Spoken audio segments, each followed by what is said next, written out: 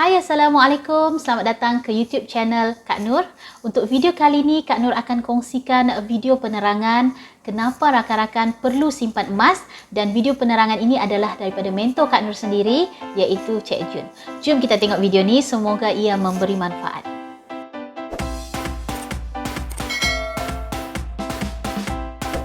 Cik Jun akan sambung sedikit topik hari ini, ialah asas tentang emas juga, berkenaan dengan kenapa emas dan kenapa manusia suka emas. Okey, kenapa emas, kenapa manusia sukakan emas? Kenapa mesti manusia ni kena ada simpan emas? Kenapa? Sebab ramai yang cakap saya sebenarnya, Cik Jun sebenarnya agak rasa begitu bukan terharu, kita kata macam terkejut bila ada wanita ataupun mana-manalah orang lain yang kata, dia kata nasib baiklah jenis tak suka pakai barang kemas dan tak suka emas-emas ni. Saya sangat terkejut sebab apa bila dia kata macam tu, sebab ada something yang kekurangan yang dia tidak tahu kenapa kita kena suka emas, kenapa emas ni dah sebenarnya sebahagian daripada dalam kehidupan kita sebenarnya, dia sebahagian daripada kehidupan kita. Okey, first kali kalau kita tengok emas ni sendiri ialah dia satu kita panggil elemen yang sangat cantik, bersinar, kemudian dia bila kita tengok kita terus rasa suka. Okey, tengok kita rasa suka, rupanya cantik dan dia tidak boleh dibinasakan. Kenapa yang kalau kita kata kenapa bukan platinum ke ataupun copper ke, kenapa bukan emas kan? Kenapa nak pilih emas? Kenapa bukan logam-logam lain? Okey. So yang ketiga ialah emas tu sendiri bila dibahagikan, kita katakan kita ada satu jongkong emas, sikit dulu lah kan. Contohnya kita ada satu jongkong emas 10 gram. Okay.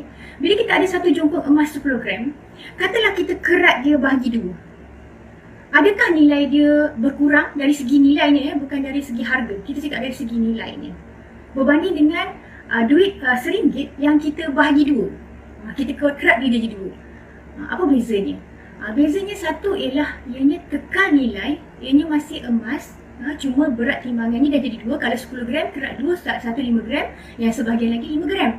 Tapi kalau duit RM1, adakah dia jadi separuh tu 50 sen, separuh lagi 50 sen? Tidak kan? Dia tak jadi macam tu. Sebab tu bila emas ni, dia bernilai dan juga kalau kita kerat dia kepada nilai-nilai yang kecil pun, unit-unit yang kecil pun, dia masih bernilai. Walaupun 0.5 gram. Kita kerat lah, dia jadi kecil-kecil, 0.5 gram, 1 gram, 5 gram. Dia masih lagi nilainya, masih kekal sama. Unit kekal sama. Unit dia tidak terjejas langsung. Sama. Okay. Dan yang ketiga, ianya amat sukar diperolehi. Okay. Apa yang Cik Jun cerita ni sebenarnya ialah emas ni sendiri. Emas ni sendiri, kenapa ada elemen-elemen yang mengatakan emas ni perlu dalam sebahagian daripada kehidupan kita sebagai manusia, ialah sebenarnya dalam 6,000 tahun yang lalu, yang sebelum Masih lagi, zaman Firaun lagi, emas telah digunakan sebagai duit, disimpan, dia dijadikan wang, mata wang. Even zaman khalifah kita pun memang digunakan sebagai mata wang, iaitu penggunaan dinar emas sebagai mata wang. Okey, cuma pada masa itu tidak ada wang kertas, jadi dijadikan dinar itu sebagai coin. Kenapa?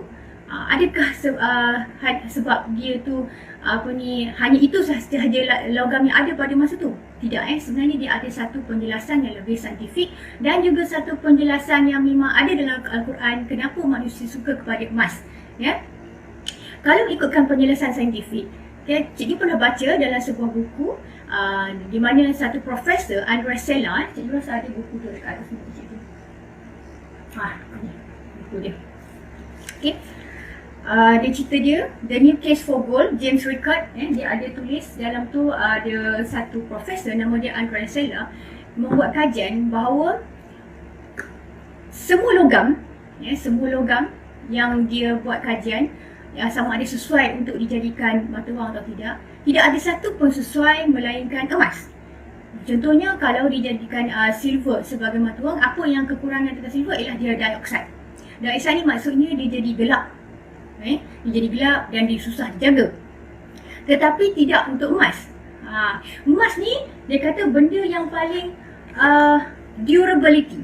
Durability ni maksudnya dia tahan lama. Tahan lama. Kalau kita tengok emas, kalau kita jumpa shilling emas beribu tahun lamanya pun, kalau kita basuh, kita cuci, dia masih lagi berkilau. Okay? So durability maksudnya dia tahan lama, dia tak mudah dibinasakan. So bila tak mudah dibinasakan ni maknanya sesuai untuk dijadikan mata wang. Tak mudah dibinasakan sebab emas ni kalau betul-betul dia nak cairkan, dia pada 1000 darjah Celsius ke atas baru dah dia mencair jadi liquid, jadi cecair. Tetapi bila jadi cecair, bila dia sejuk sekalipun, dia still akan kita boleh ambil debu-debu emas. Debu-debu emas tu dia masih lagi kita boleh kutip. Dia masih lagi berharga. Bukan dia mencair tu dia dimusnahkan terus, tidak. Okay? So sukar dimusnahkan. Sukar dicari, sukar dimusnahkan dan mudah dijaga. Mudah dijaga sebab senang lah. Dia tak ada masalah kena air, dia jadi colour lain. Contoh macam logam apa saya ingat saya ialah Cooper. Kalau masa kata dia kena air, dia akan bertukar menjadi hijau. Okay. So sebab itulah kenapa emas ni sesuai dijadikan mata wang. Pada zaman dulu memang dia sesuai dijadikan mata wang sebab itulah satu-satunya elemen logam yang paling sesuai untuk dibuat mata wang, senang dijaga, mudah dari segi untuk pembahagian. Tak ada susah lah kalau macam benda lain. Contoh kalau kita ambil berlian, nak kena kerat semua tu memang susah. Memang tak boleh nak buat mata wang. Okey, cikgu sambung sedikit. Kalau misalnya kata kita yang Muslim ni dalam Al-Quran, kenapa manusia ini suka kepada emas? Ialah kerana ianya memang telah ada dalam fitrah kita. Fitrah manusia sukakan emas. Kenapa orang kata dia tak suka emas? Sebab dia sebenarnya tidak tahu yang ianya adalah fitrah. Contoh fitrah ni macam ni lah. Kita kata kalau perempuan dia suka dekat lelaki, itu fitrah. Kalau lelaki dia suka kat perempuan, itu fitrah. Kalau orang suka tengok benda cantik, fitrah. Kalau orang tak suka tengok benda cantik, itu pelik. Okay, so benda yang fitrah dalam kehidupan kita ni, benda yang memang dah ada dalam jiwa kita, yang memang kita suka, cuma kita tak tahu benda tu ada kat kita. So sebenarnya kalau dalam Al-Quran, dalam surah Ali Imran ayat 14, saya rasa banyak penceramah Public Go juga pernah terangkan, tapi cikgu baca juga bagi mereka yang baru faham.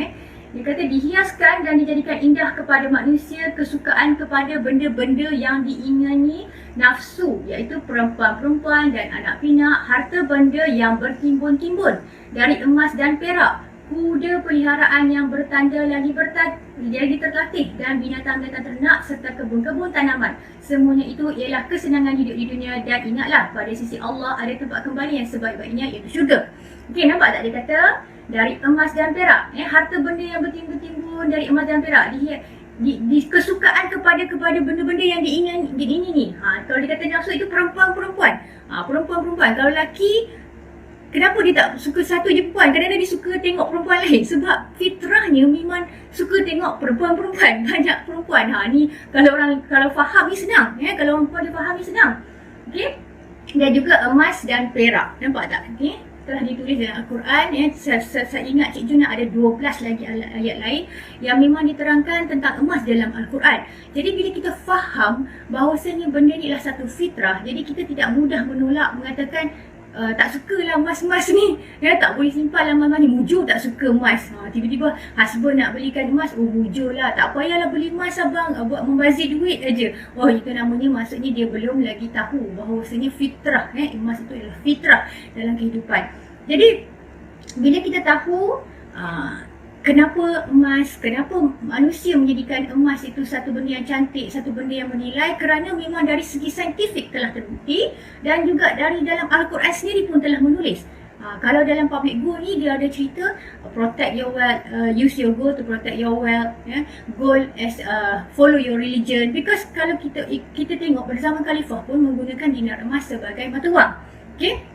Jadi dah wujud emas ni daripada zaman dahulu lagi. Sebab tu bila Cik Jun ceritakan dalam sesi yang lepas, emas ni ialah duit yang boleh dipakai di badan. Sebab apa? Dari segi nilainya. Nilai dia tu tidak jatuh dalam jangka panjang. Nanti minggu depan cikgu cerita pula kenapa dikatakan emas ni sebagai satu penyimpan nilai yang paling baik sekali. Dia penyimpan nilai yang baik. Ya, kenapa tidak benda lain, contoh macam palladium ke, copper ke, kenapa bukan benda lain, tetapi emas sebagai satu penyimpan nilai yang baik. Okey, tak apa, itu kita pergi topik minggu depan pula. Okey, itu 3 benda yang cikgu cerita hari ni. First kali, kenapa manusia sukakan emas, kekayaan dengan emas. Kenapa kita memang ada fitrah dalam kehidupan manusia tentang emas, dan kenapa zaman dahulu yang dia proof dari segi saintifik emas dijadikan sebagai mata wang. Okey. Kalau rajin, cuba buka ataupun Google pun boleh. Kalau rajin nak beli buku pun boleh. Kalau boleh, dalam buku Encik Syukur ni dia pernah tulis tentang sejarah shilling emas pertama dunia. Dalam buku ni, Kitab Rahsia Pelaburan Emas, dia pernah tulis berkenaan dengan shilling pertama, the Lydian Lion. Ini shilling pertama yang dikeluarkan 2600 tahun yang dulu, Empayar Lydia. Kalau sekarang ni dipanggil Turki lah. Dia mengenalkan shilling emas yang pertama, shilling emas yang pertama untuk memudahkan urusan perdagangan, inilah berjual belilah, Okey, itu sahaja video kita pada kali ini. Bagi rakan-rakan yang mempunyai sebarang pertanyaan, boleh WhatsApp Kak Nur melalui link di bawah, dan insya-Allah Kak Nur akan jawab persoalan rakan-rakan berkaitan dengan emas. Alright, so itu sahaja video Kak Nur pada kali ini. Kita jumpa lagi pada video yang akan datang. Assalamualaikum. Bye bye.